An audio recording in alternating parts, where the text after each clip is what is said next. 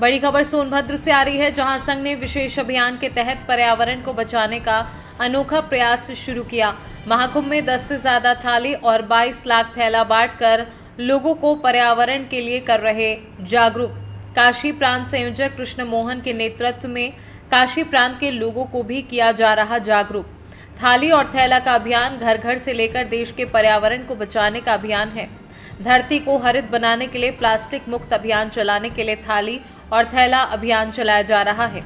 ओबरा के संघ कार्यालय पर थाली और थैला अभियान चलाया गया। अपना नाम बताइए सर। कृष्ण मोहन, प्रांत पर्यावरण संयोजक काशी प्रांत। आज ओबरा में आए हुए हैं संघ पे कि क्या प्रोग्राम लेके आए हैं? प्रयाग कुंभ को भव्य बनाने के लिए चल रहे व्यापक तैयारी से आप अवगत हैं।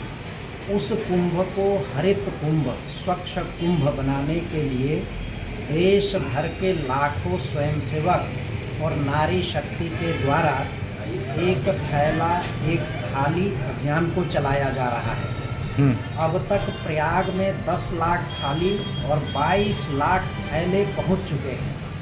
इस अभियान को चलाने की आवश्यकता क्यों पड़ी?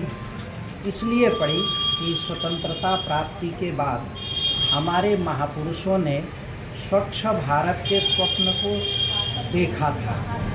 उनके स्वप्न को कहीं न कहीं भूल बस ही सही हमने खंडित किया है। स्वच्छ भारत के लिए यह अभियान है, थैला थाली अभियान। कुंभ को न करें मैला, प्रयोग में लाएं थाली और थैला।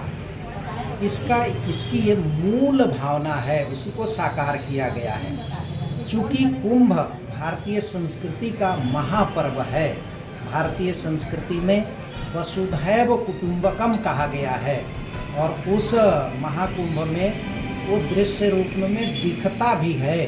वसुधैव कुटुंबकम क्या है?